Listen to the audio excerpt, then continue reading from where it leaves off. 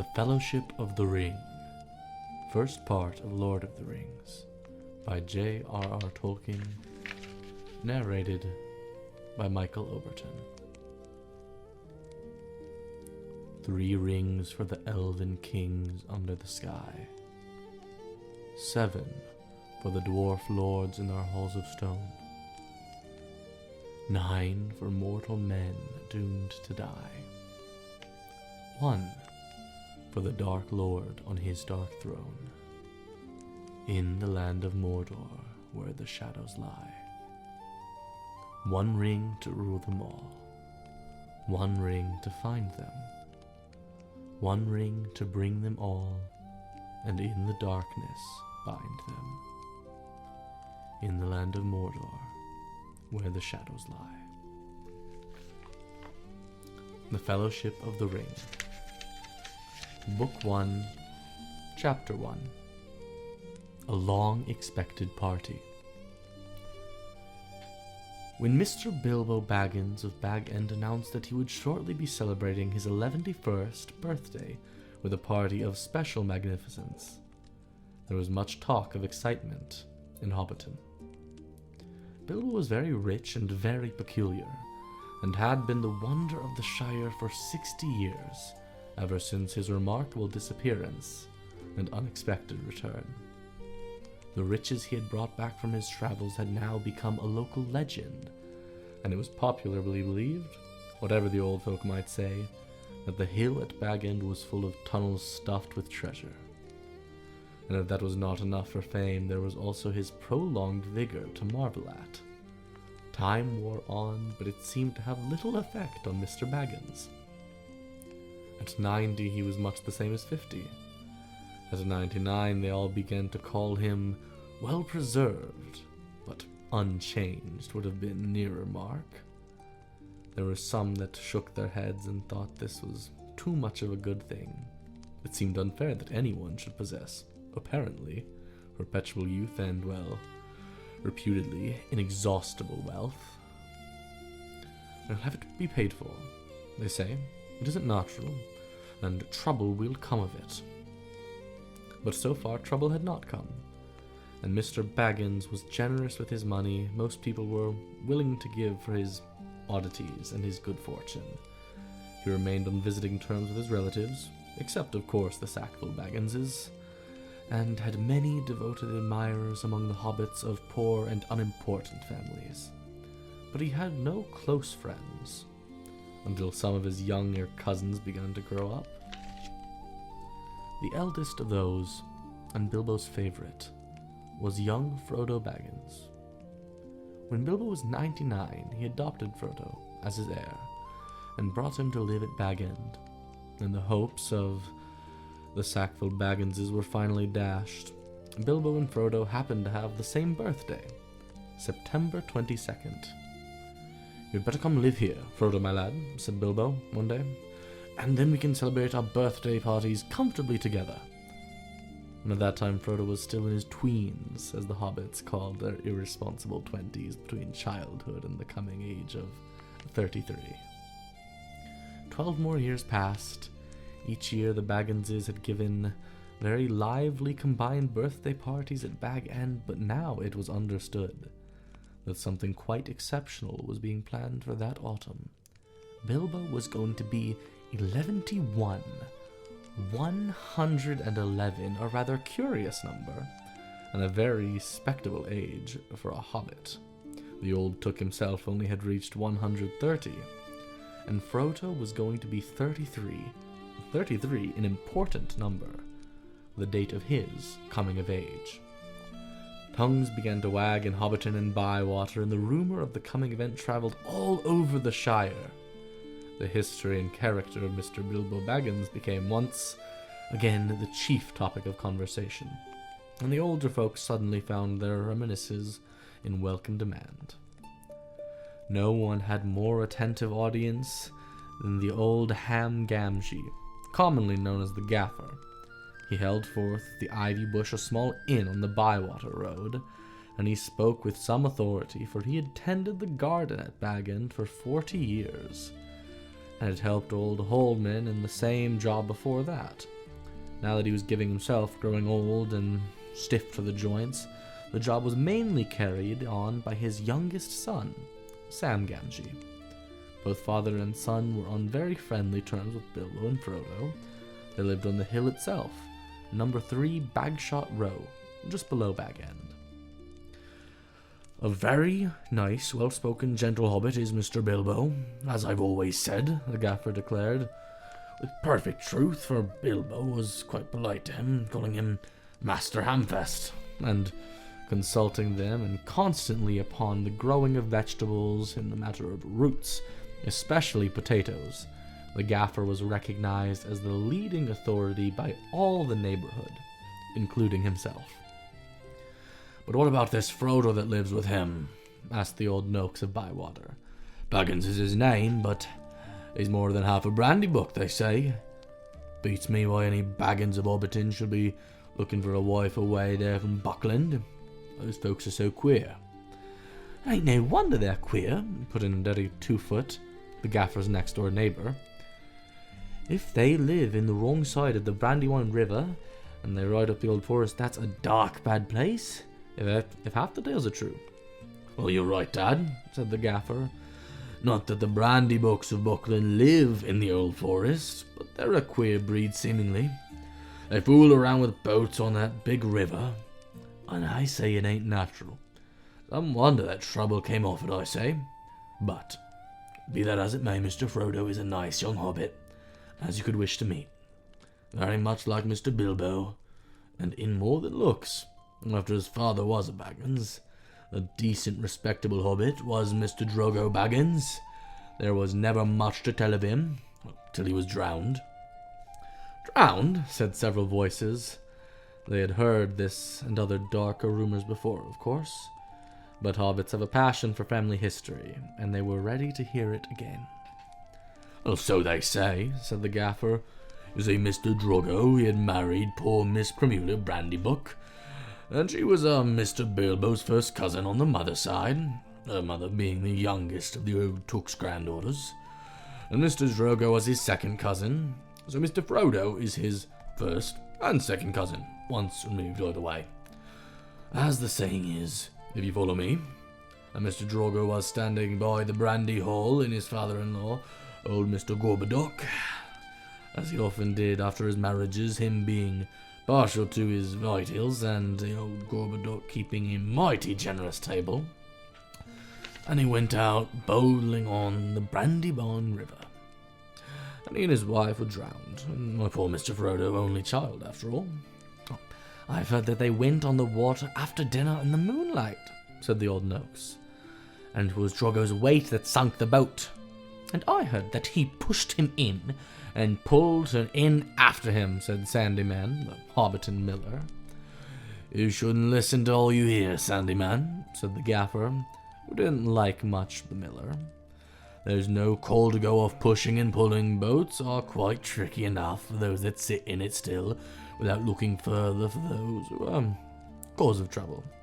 Anyway, there was this Mr. Frodo left an orphan and stranded, as you might say, among those queer Brandylanders, being brought up anyhow in Brandy Hill, a regular warren by all accounts.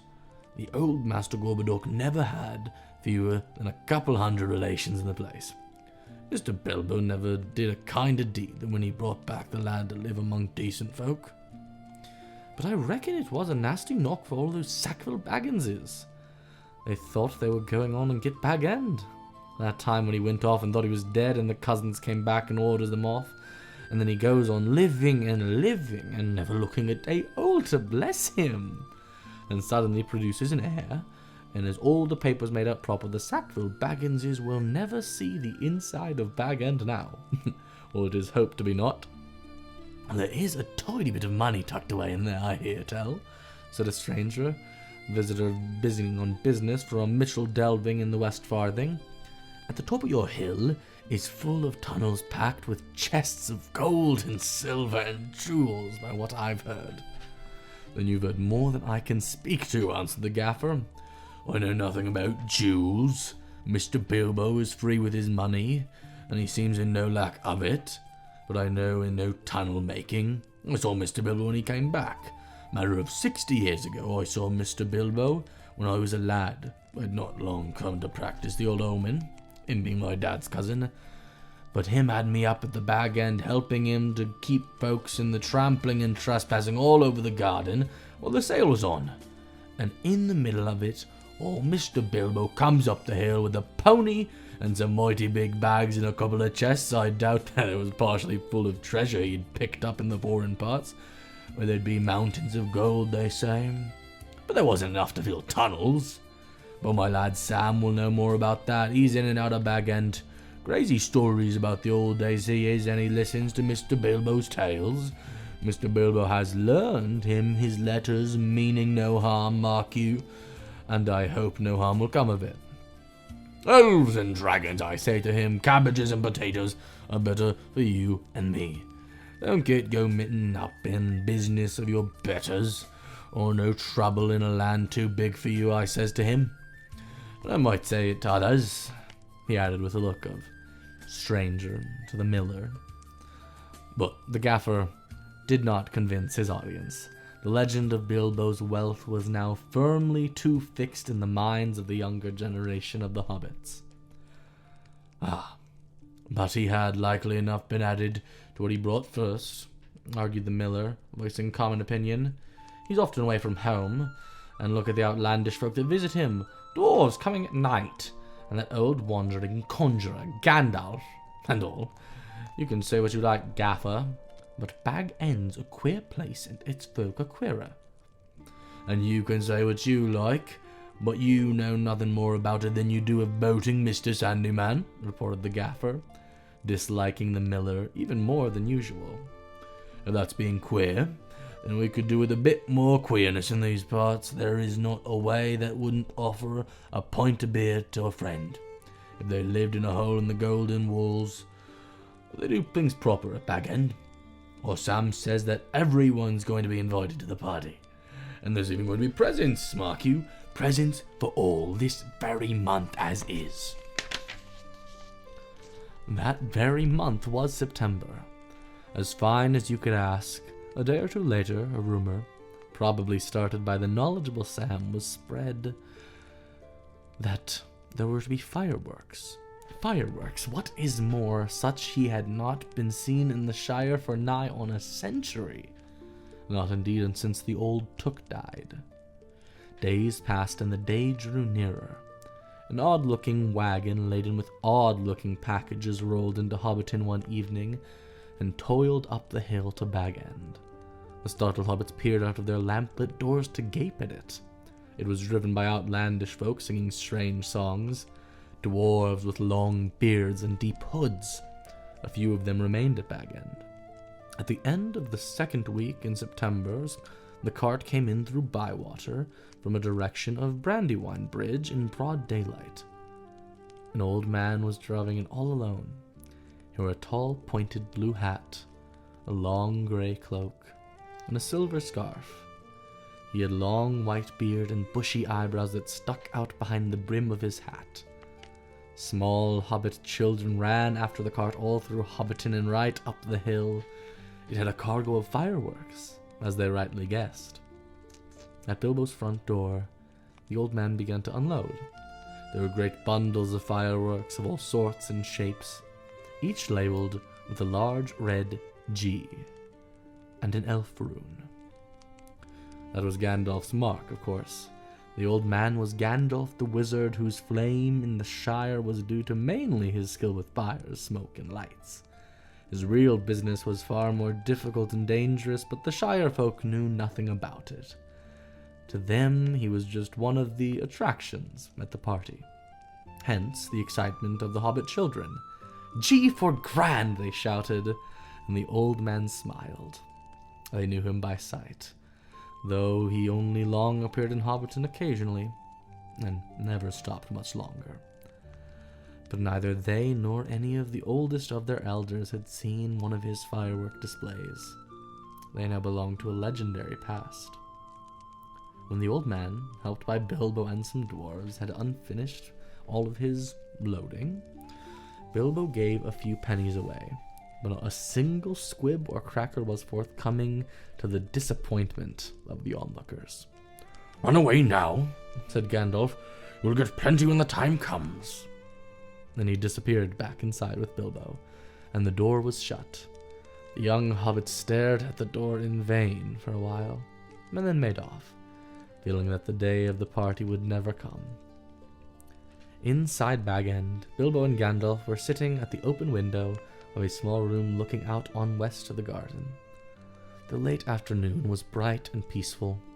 The flowers glowed red and golden, snapdragons and sunflowers, and narcissions trailing off all over the turf walls and peeping at the round windows. "How bright your garden looks," said Gandalf. "Yes," said Bilbo. "I am very fond indeed of it, and of all the dear old Shire. I think I need a holiday." "You mean to go on with my plan, then?" "I do. I made up my mind up months ago, and I haven't changed it." "Very well. It is no good saying any more. Stick to your plan, your whole plan, mind. And I hope it will turn out for the best, for you and for all of us." "I hope so. Anyway, I meant to enjoy myself on Thursday, and I'm having a little joke." "Who will laugh, I wonder?" said Gandalf, shaking his head. "We shall see," said Bilbo. The next day more carts rolled up the hill, and still more carts. There might have been some grumbling about dealing locally, but that very week orders began to pour out of Bag End for every kind of provision, commodity, or luxury that could be obtained in Hobbiton or Bywater or anywhere in the neighborhood. People became enthusiastic and began to tick off the days on their calendar, and as they watched eagerly for the postman, hoping for invitations.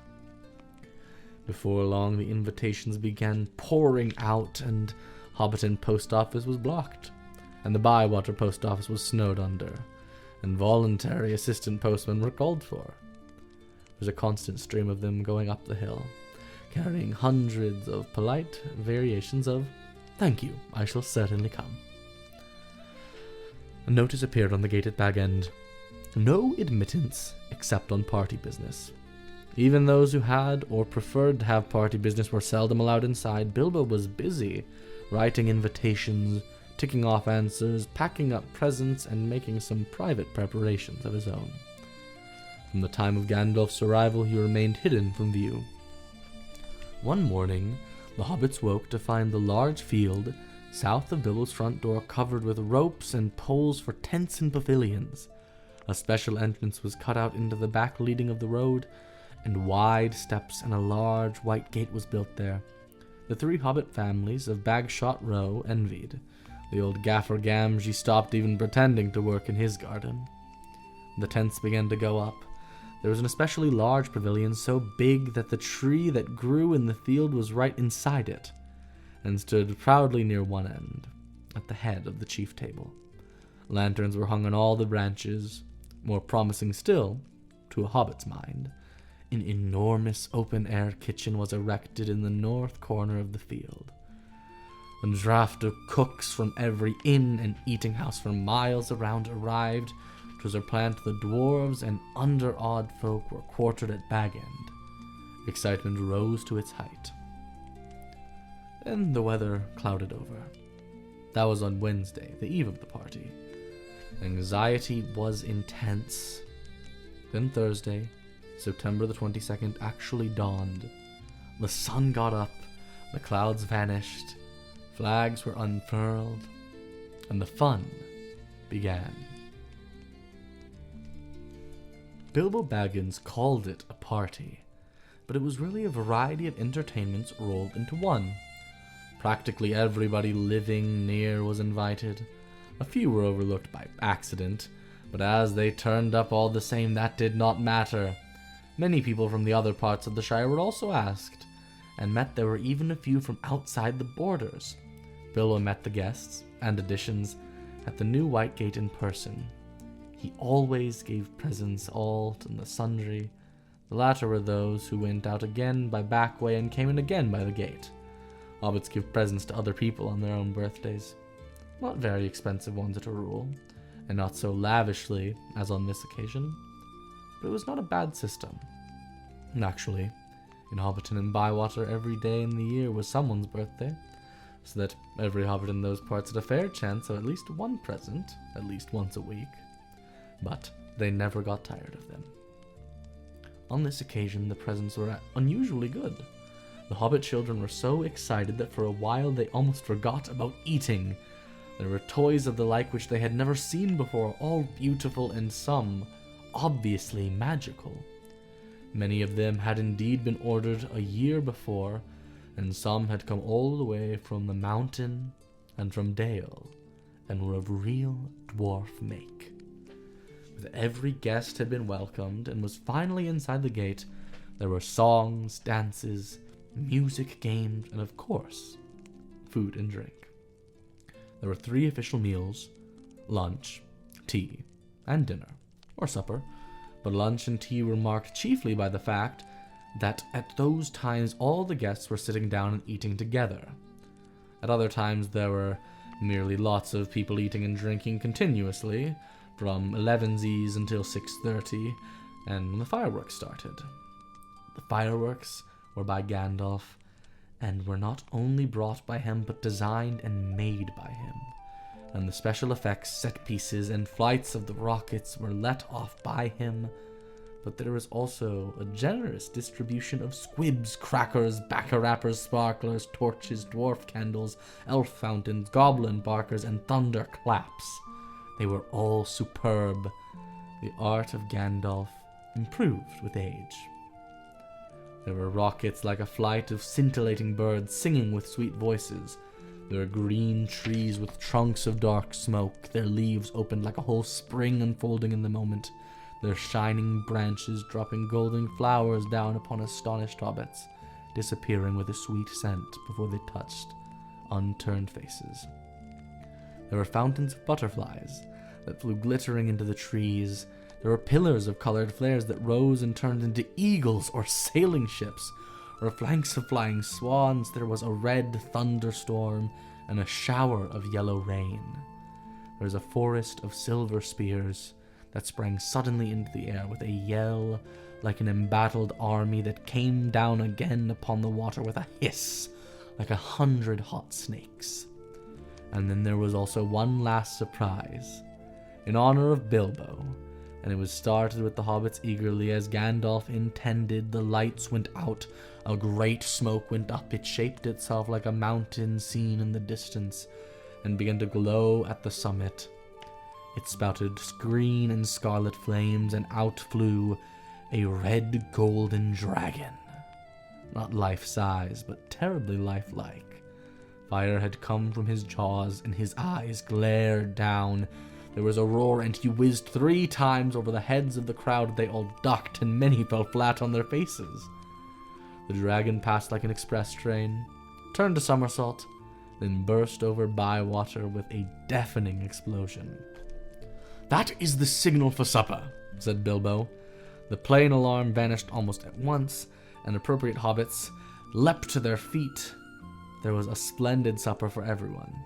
For everyone, that is, except those invited to the special family dinner party. This was held in the Great Pavilion with the tree. The invitations were limited to 12 dozen, a number also called by the hobbits 1 gross, although the word was not considered proper to use of people.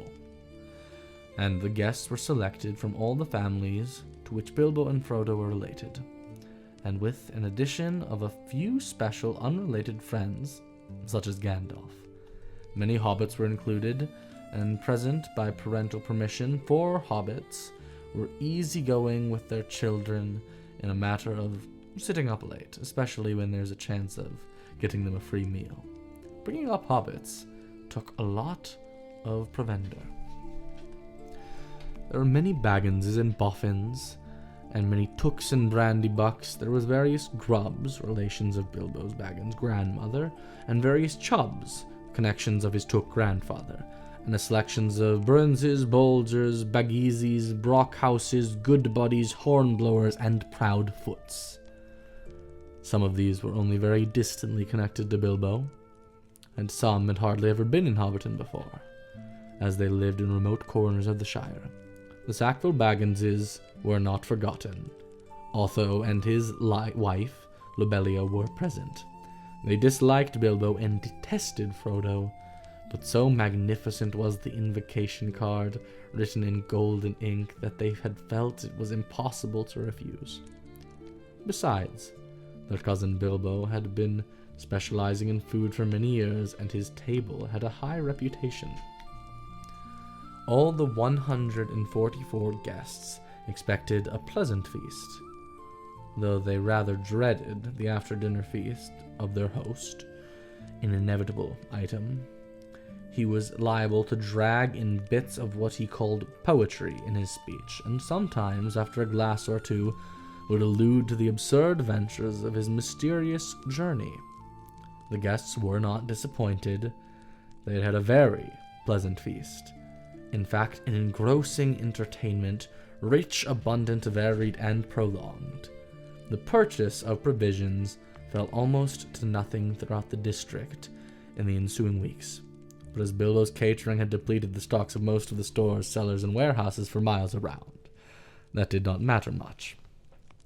After the feast, more or less, came the speech. Most of the company were, however, now in a tolerant mood, and they were sipping their favorite drinks and nibbling their favorite dainties, and their fears were forgotten. They were prepared to listen to anything, and to cheer at every full stop.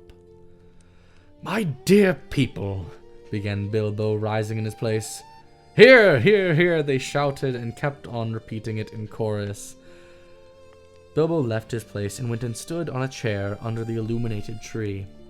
The light of lanterns fell on his beaming face. Golden buttons shone on his embroidered silk waistcoat. They could all see him standing, waving one hand in the air. The other was in a trouser pocket.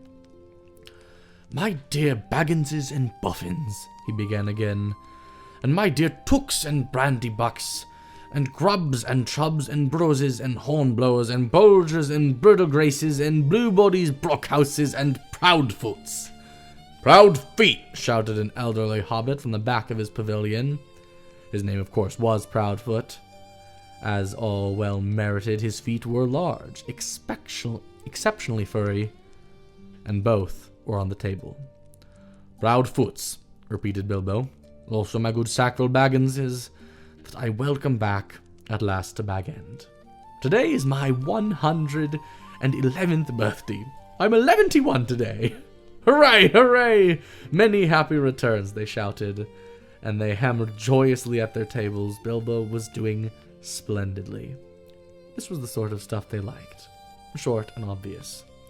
"I hope you're all enjoying yourself as much as I am."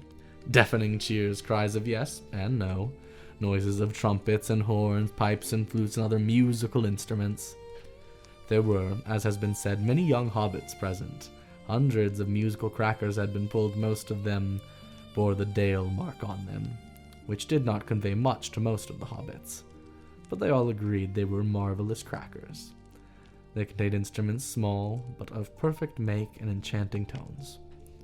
Indeed, in one corner, some of the Tooks and Brandybucks, supposing Uncle Bilbo to have finished, since he had plenty said all that was necessary, now got up an impromptu orchestra and began a most merry dance.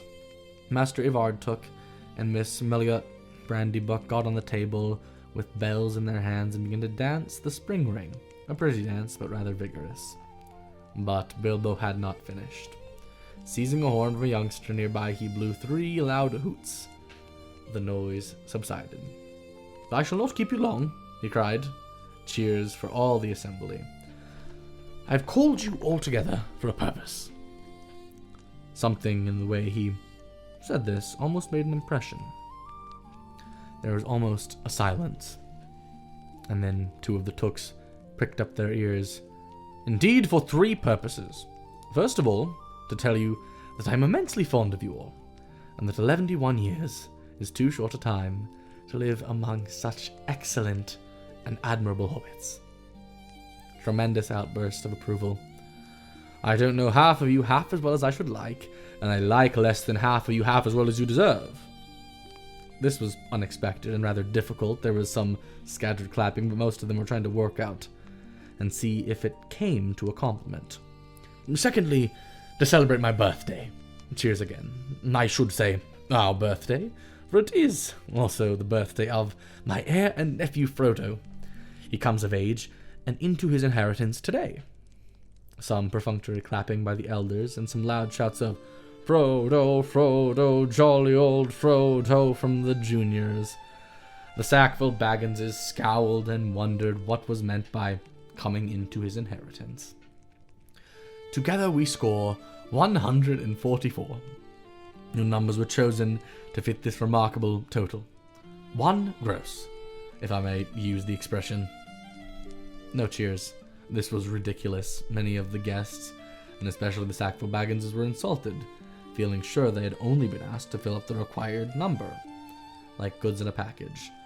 1 gross indeed, vulgar expression.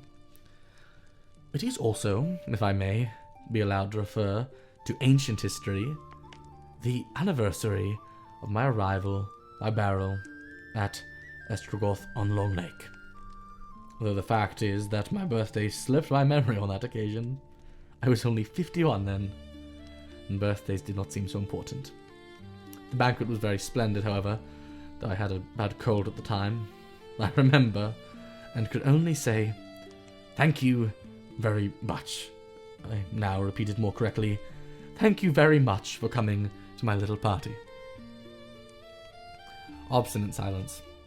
They all feared that a song or some poetry was now imminent, and they were all getting bored. Why couldn't he stop talking and let them drink on his health? But Bilbo did not sing or recite. He paused for a moment. Thirdly, and finally, he said, I wish to make an announcement! He spoke the last word so loudly and suddenly that everyone who sat up could. I regret to announce that, though I said 11 years is far too short a time to spend among you, this is the end. I am going. I am leaving. Now. Goodbye. He stepped down and vanished. There was a blinding flash of light, and all the guests blinked, and when they opened their eyes, Bilbo was nowhere to be seen. 144 flabbergasted hobbits sat back speechless. Old Otto Proudfoot removed his feet from the table and stamped. Then there was a loud silence until, suddenly, after several deep breaths, every Baggins, Boffin, Took, Brandybuck, Grubb, Chubb, Burrows, Bolger, Bracegirdle, Brockhouse, Goodbody, Hornblower, and Proudfoot began to talk all at once. It was generally agreed that the joke was in very bad taste, and more food and drink were needed to cure the guests of shock and annoyance. He's mad, I've always said so. That's probably the most common comment. Even the Tooks, with a few exceptions, thought Bilbo's behavior was absurd. For the moment, most of them took it for granted that his disappearance was nothing more than a ridiculous prank. But old Rory Brandybuck was not so sure. Neither age nor an enormous dinner had clouded his wits, and he said to his daughter-in-law Esmeralda, There's something fishy in this, my dear. I believe that Mad Baggins is off again. Silly old fool, but why worry? He hasn't taken the vitals with him. He loudly called to Frodo to send the wine round again. Frodo was the only one present who had said nothing. For some time, he had sat silent beside Bilbo's empty chair and ignored all remarks and questions. He had enjoyed the joke, of course. Even now, he had now been in the know. He had difficulty keeping in his laughter at the indignant surprise of the guests, but at the same time he felt deeply troubled. He realized suddenly that he loved the old hobbit dearly. Most of the guests went on eating and drinking and discussing Bilbo Baggins's oddities, past and present, but the Sackville Bagginses had already departed in wrath. Frodo did not want to have anything more to do with the party. He gave orders for more wine to be served. He got up and drained his own glass silently, to the health of Bilbo, and slipped out of the pavilion. As for Bilbo Baggins, Even while he was making his speech, he had been fingering the golden ring in his pocket. His magic ring he had kept secret for so many years. As he stepped down, he slipped it on his finger, and he was never seen by any hobbit in Hobbiton again. He walked briskly back to his hole, and stood for a moment listening with a smile to the din in the pavilion, and then the sounds of a merrymaking in other parts of the field. Then he went in, he took off his party clothes, folded up, and wrapped in tissue paper his embroidered silk waistcoat, and put it away. Then he put on quickly his old untidy garments, and fastened round his waist a worn leather belt. On it he hung a short sword and a battered black leather scabbard. From a locked drawer smelling of mothballs, he took an old hood and cloak. They'd been locked up as if they were very precious, but they were so patched and weather-stained that their original color could hardly be guessed. It might have been dark green. They were rather too large for him. He went into his study, and from a large, strong box took out a bundle wrapped in old cloths, and a leather-bound manuscript, and also a large, bulky envelope. The book and bundle he stuffed into the top of a heavy bag that was standing there, nearly full. Into the envelope he slipped his golden ring and its fine chain, and sealed it, and addressed it to Frodo. At first he put it back on the mantelpiece, but suddenly he removed it and stuck it in his pocket. At the moment the door opened, and Gandalf came quickly in. "Hello," said Bilbo. "I wondered if you would turn up." "I am glad to find you visible," replied the wizard, sitting down in the chair. "I wanted to catch you and have a few final words. I suppose you feel that everything has gone off splendidly and according to plan." "Yes, I do," said Bilbo. "Though the flash was surprising, it quite startled me, let alone the others. A little addition of your own, I suppose?" "It was. You have wisely kept that ring a secret all these years, and it seemed to me necessary to give your guests something else that would seem to explain your sudden vanishment." "And would spoil my joke. You are interfering, old biddy-body," laughed Bilbo. "But I expect you know best, as usual." "I do. And when I know anything, but I don't feel so sure about this whole affair. It has now come to the final point. You've had your joke and alarmed and offended most of your relations, and given the whole Shire something to talk about for 9 days, or 99 more likely. Are you going any further?" "Yes, I am. I feel I need a holiday. A very long holiday. I have told you before, probably a permanent holiday. I don't expect I shall return. In fact, I don't mean to. And I've made all arrangements. I am old, Gandalf. I don't like it, but I am beginning to feel it in my heart of hearts." "Well preserved indeed," he snorted. "Why, I feel all thin and sort of stretched. If you know what I mean, like butter that has been scraped over too much bread. That can't be right. I need a change or something." Gandalf looked at him curiously and closely. "No, it does not seem right," he said thoughtfully.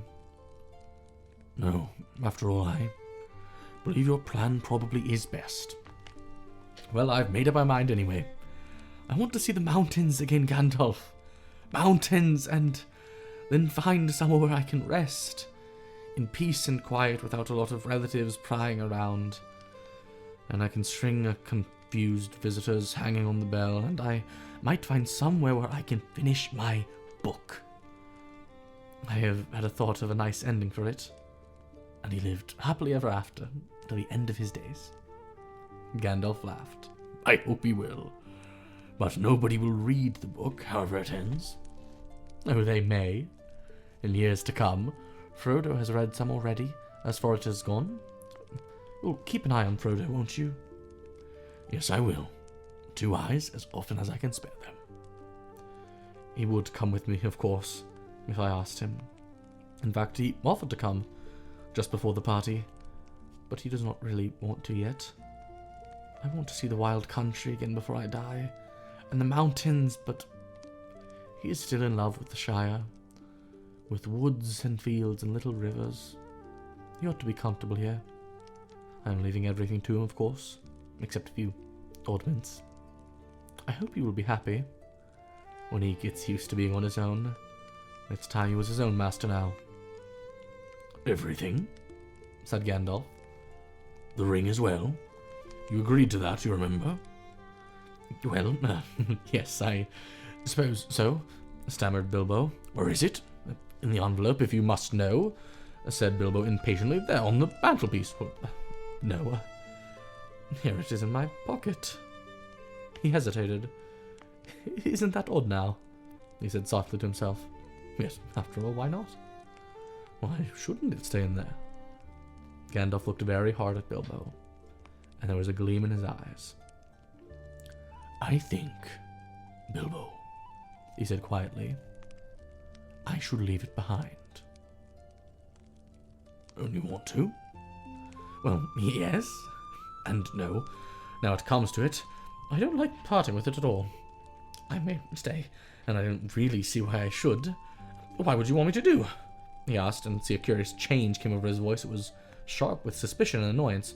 You're always badgering me about my ring, but you never have bothered to tell me any of the other things that I have gotten on my journey. No, but I had to badger you, said Gandalf. I wanted the truth. It was important. Magic rings are, well, magical, and they are rare and curious. I was professionally interested in your ring, you may say, and still am. I should like to know where it is, if you go wandering again. Also, I think you have had it quite long enough. You don't need it anymore, Bilbo Baggins, unless I am quite mistaken. Bilbo flushed, and there was an angry light in his eyes. His kindly face grew hard. Why not? He cried.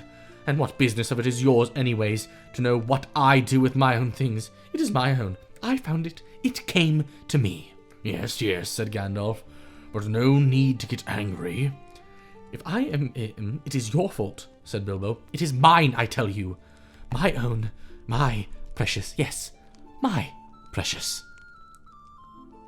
The wizard's face remained grave and attentive, and only a flicker in his deep eyes showed that he was startled and indeed alarmed. It has been called that before, he said, but not by you. But I say it now, and why not? Even if Gollum said the same once, it is not his now, but mine, and I shall keep it, I say. Gandalf stood up. He spoke sternly. You will be a fool if you do so, Bilbo, he said. You will make it clearer with every word you say. It has gotten too much a hold of you. Let it go, and you can go yourself and be free. I'll do as I choose and go as I please, said Bilbo obstinately. Now, my dear hobbit, said Gandalf. All your long life we have been friends, and you owe me something. Come, do as you have promised. Give it up. Well, if you want my ring yourself, say so, cried Bilbo. But you won't get it. I won't give my precious away, I tell you. His hand strayed to the hilt of his small sword. Gandalf's eyes flashed. It will be my turn to get angry soon, he said. If you say that again, I shall.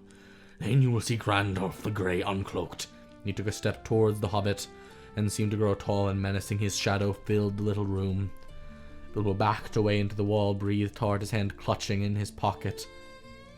They stood there for a while, facing one another, and the air in the room tingled. Gandalf's eyes remained bent on the hobbit. Slowly his hands relaxed, and he began to tremble. I don't know what has come over you, Gandalf, he said. You have never been like this before. What is it all about? It is mine, isn't it? I found it, and Gollum would have killed me if I hadn't kept it. I'm not a thief, whatever he said. I have never called you one, Gandalf answered. I am not one either. I am not trying to rob you, but to help you. I wish you would trust me, as you used to. He turned away, and the shadow passed. He seemed to dwindle again, to an old grey man, bent and troubled. Bilbo drew his hand over his eyes. I am sorry, he said, but I felt so queer, and yet it would be a relief in a way not to be bothered by it anymore. It has been so growing on my mind lately, Sometimes I have felt as if it was an eye looking at me, and I am always wanting to put it on and disappear. Don't you know, or wondering if it is safe, or pulling it out to make sure. I tried locking it up, but I found I couldn't rest without it in my pocket. I don't know why. I don't seem to be able to make up my mind. Then trust mine, said Gandalf. It is quite made up. Go away and leave it behind.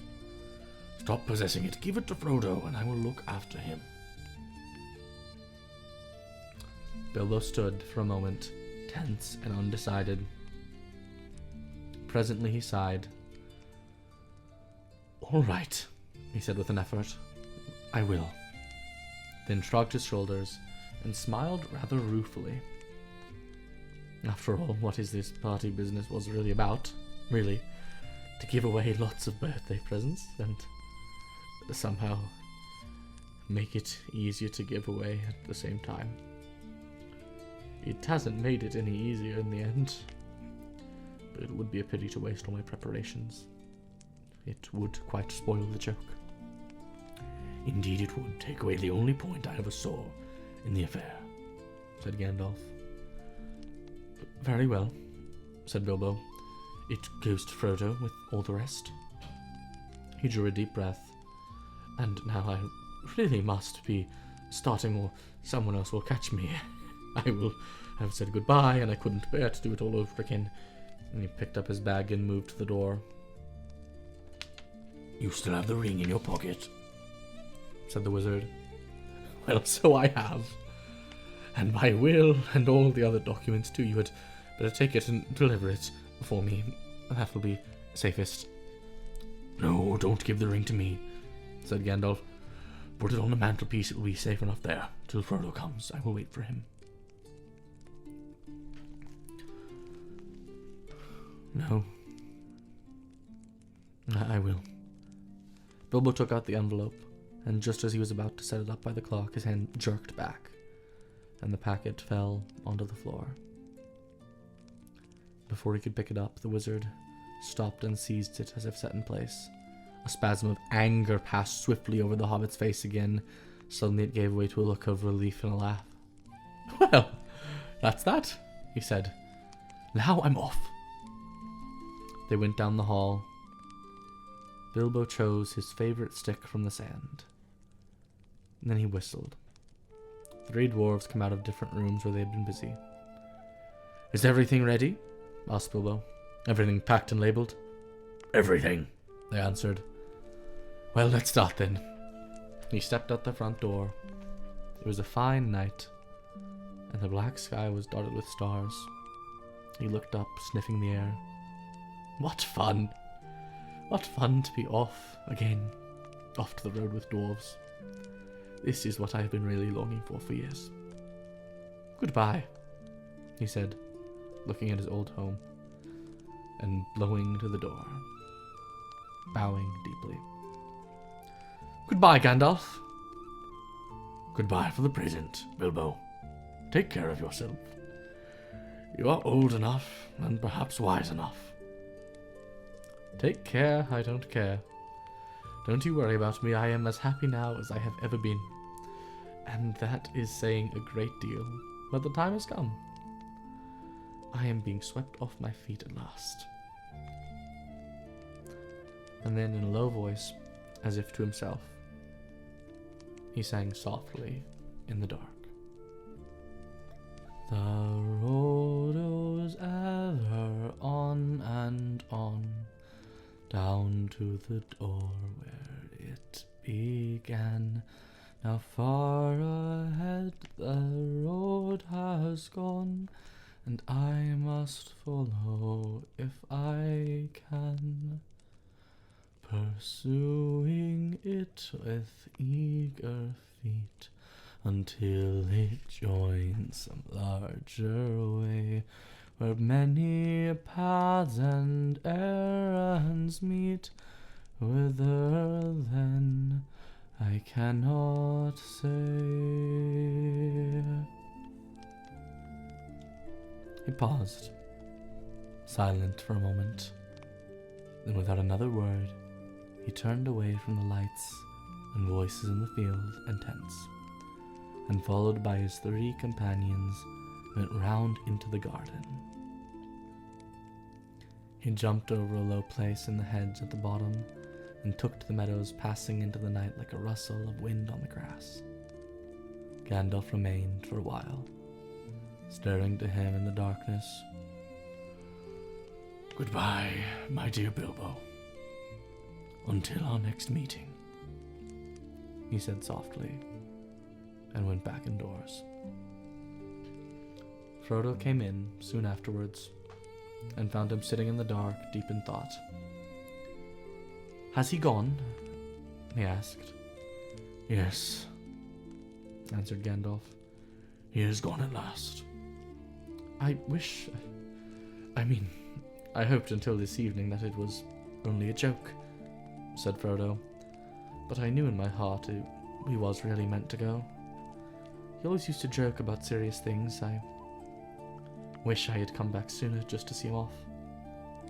"I think really he preferred slipping off quietly in the end," said Gandalf. "Don't be too troubled. It'll be all right. Now, he left a packet for you. There it is." Frodo took the envelope from the mantelpiece and glanced at it, but did not open it. "You'll find his will and other documents in there, I think," said the wizard. "You are the master of Bag End now. And also, I fancy, you'll find a golden ring." "The ring!" exclaimed Frodo. "Has he left me that? I wonder why. Still, it may be useful." "It may, and it may not," said Gandalf. "I should not make use of it if I were you, but keep it a secret and keep it safe. Now I am going to bed." As master of Bag End, Frodo felt his painful duty to say goodbye and say goodbye to all the guests. Rumors of strange events had now spread all over the field, but Frodo would only say, "No doubt everything will be cleared up in the morning." About midnight, carriages came for the important folk. One by one they rolled away, but with full and unsatisfied hobbits. Gardeners came by agreement and removed in wheelbarrows those who had inadvertently remained behind. Night slowly passed. The sun rose, and the hobbits came together later. Morning went on. People came and began, by orders, to clear away the pavilions and the tables and the chairs, and the spoons and the knives and the bottles and plates, and the lanterns and the flowing shrubs and boxes, and the crumbs and cracker paper, the forgotten bags and gloves, and handkerchiefs and uneaten food, a very small item. Then a number of the people came, without orders, Bagginses and Boffins and Bulgers and Tooks, and other guests that lived or were staying near. By midday, when even the best fed around were out and about again, there was a large crowd at Bag End, uninvited but not unexpected. Frodo was waiting on the step, smiling, but looking rather tired and worried. He welcomed all of the callers, but he had not much more to say than before. His reply to all inquiries were simply this: "Mr. Bilbo Baggins has gone away, as far as I know, for good." Some of the visitors he invited to come over inside, as Bilbo had left messages for them. Inside the hall there was piled a large assortment of packages and parcels and small articles of furniture. On every item there was a label tied, or several labels of this sort. For Olran took, for his very own, from Bilbo, an umbrella. Allard had carried off many unlabeled ones. For Dora Baggins, in memory of long correspondence with love from Bilbo, on a large wastepaper basket. Dora was Drogo's sister and the eldest surviving female relative of Bilbo and Frodo. She was 99 and had written realms of good advice for more than half a century. From Milo Burrows, hoping it will be useful from BB, on a gold pen and ink bottle. Milo never answered letters. For Angelica's use from Uncle Bilbo, on a round convex mirror. She was a young Baggins, and too obviously considered her face shapely. for the collection of Hugo Bracegirdle from a contributor in empty bookcase. Hugo was a great borrower of books, and worse than usual at returning them. For Lobelia Sackville Baggins is as present on a case of silver spoons. Bilbo believed that she had, on his former journey, acquired a good many of his spoons while she was away on his former journey. Lobelia knew that quite well. When she arrived later that day, she took the point at once, but she also took the spoons. This is only a small selection of the assembled presents. Bilbo's residence had gotten rather cluttered with the things of the course of his long life. There was a tendency of hobbit holes to get cluttered up, for which the custom of giving so many birthday presents was largely responsible. Not, of course, the birthday presents were always new.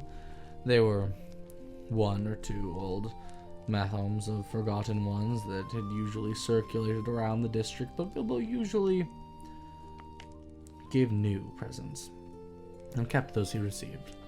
The old hoe was being cleaned a little. Every little one of the various parting gifts had labels written as a joke, but, of course, most of the things were welcome and wanted. The poorer hobbits, and especially those of Bagshot, wrote very well. The old Gaffer Gamgee got 2 sacks of potatoes, a new spade, a wooden waistcoat, and a bottle of ointment for creaking jeans. Old Rory Brandybuck, in return for much hospitality, got a dozen bottles of Old Wynyards, a strong red wine from the South Farthing, now quite mature, as it had been laid down by Bilbo's father. Rory quite forgave Bilbo and voted him a capital fellow after the first bottle. There were plenty of everything left for Frodo, and of course, all the chief's treasures, as well as the books, pictures, and more than enough furniture, were left in his possession. There was, however, no sign or mention of money or jewelry. Not a piece, but a hand bead was given away.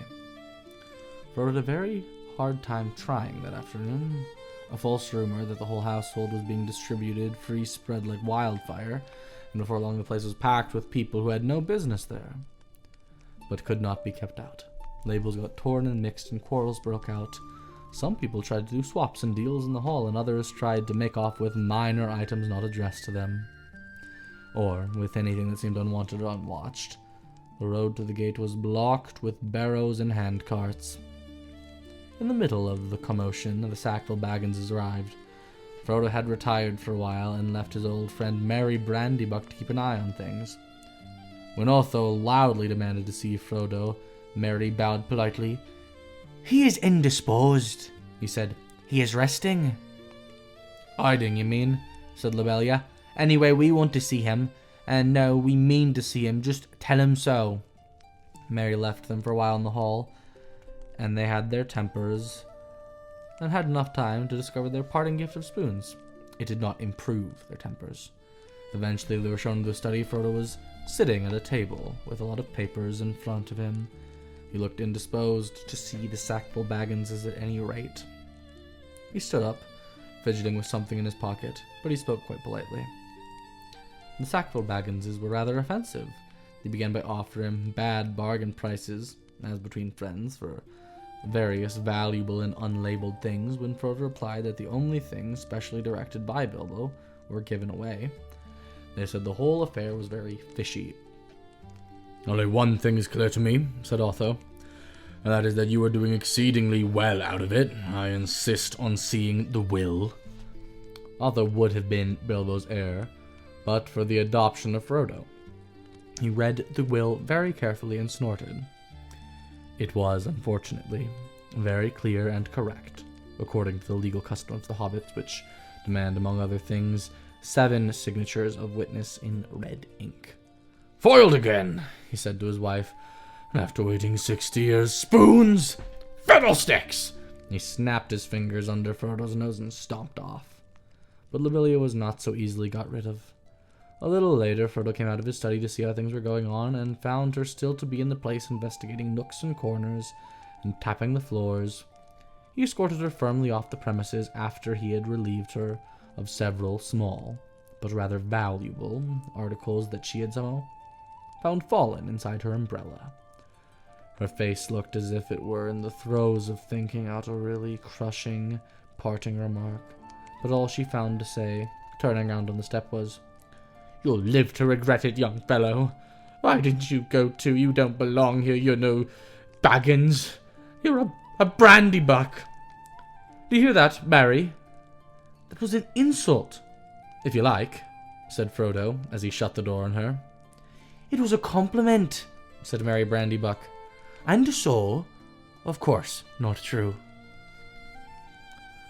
They then went by around the hall and evicted 3 young hobbits, 2 boffins, and a bolger, who had been knocking holes in some of the walls and in one of the cellars. Frodo had a tussle with a young Sancho Proudfoot, an old Odo Proudfoot's grandson, who had begun an excavation in the larger pantry, where he thought there was an echo. The legend of Bilbo's gold excited both curiosity and hope, for the legendary gold, mysteriously obtained if not promiscuously ill-gotten, is, as everyone knows, anyone's for the finding, unless the search is interrupted. When it had overcome Sancho and pushed him out, Frodo collapsed on a chair in the hall. "It's time to close the shop, Mary," he said. "Lock the door and don't open it to anyone today. Not even if they bring a battering ram." Then he went to relieve himself with a belated cup of tea. He had hardly sat down when there came a soft knock at the front door. Lobelia again, most likely, he thought. She must have thought of something really nasty and come back to say it again. "I can wait." He went on with his tea. The knock was repeated, much louder. He took to notice. Suddenly the wizard's head appeared in the window. "If you don't let me in, Frodo, I will blow your door right down the hole off the hill." My dear Gandalf, half a minute," cried Frodo, running out of the room to the door. Come in, I thought it was Lobelia." "Then I forgive you. But I saw her some time ago driving a pony trap towards Bywater with a face that could look like curdled new milk." "She already nearly curdled me. Honestly, I nearly tried on Bilbo's ring. I longed to disappear." "Don't do that," said Gandalf, sitting down. "Do be careful with that ring, Frodo. In fact, it is partially that which I have come to have the word." "Well, what about it?" "What do you know already?" "Only what Bilbo told me. I've heard the story, how he found it and used it on his journey, I mean." "Which story, I wonder?"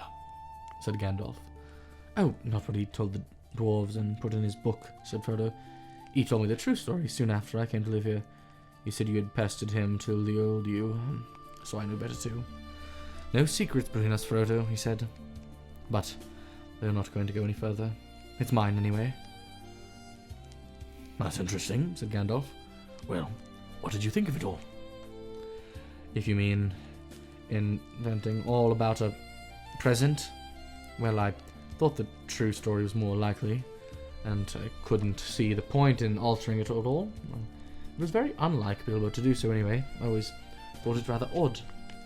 "So did I, but odd things happen to people with such treasures, if they usually use them. Let it be a warning to you to be careful with it. It may have many other powers too, besides just making you vanish when you wish to." "I don't understand," said Frodo. "Neither do I," answered the wizard. "I have merely begun to wonder about the ring, especially since last night. No need to worry, but if you take my advice, you will use it very seldom or not at all. At least I beg you not to use it in the way that will cause or rouse suspicion. I say again, keep it safe and keep it secret." "You are very mysterious. What are you afraid of?" "I am not certain, so I will say no more. I may be able to tell you something when I come back. I am going at once. This is goodbye for the present." He got up. "At once?" cried Frodo. "Why, I thought you were staying on for at least a week. I was looking forward to your help." "I did mean to, but I have had to change my mind. I may be away for a good while, but I'll come to see you again as soon as I can. Expect me when you see me. I shall slip in quietly. I shan't often be visiting the Shire openly again. I find that I've become rather unpopular. They say I'm a nuisance and a disturber of the peace. Some people are actually accusing me of spiriting Bilbo away, or worse. If you want to know, there is supposed to be a plot between you and me to get hold of his wealth. Some people, exclaimed Frodo. You mean Otho and Lobelia? How abominable! I would give them Bag End and everything else if I could get Bilbo back and go off tramping in the country with them. I love the Shire, but I begin to wish, somehow, that I had gone too. I wonder if I shall ever see him again. So do I, said Gandalf. And I wonder many other things. Goodbye for now. Take care of yourself. Look out for me, especially at unlikely times. Goodbye. Frodo saw him at the door. He gave a final wave of his hand and walked off at a surprising pace. But Frodo thought the old wizard looked unusually bent, almost as if he was carrying a great weight. The evening was closing in, and his cloaked figure quickly vanished into the twilight. Frodo did not see him again for a long time.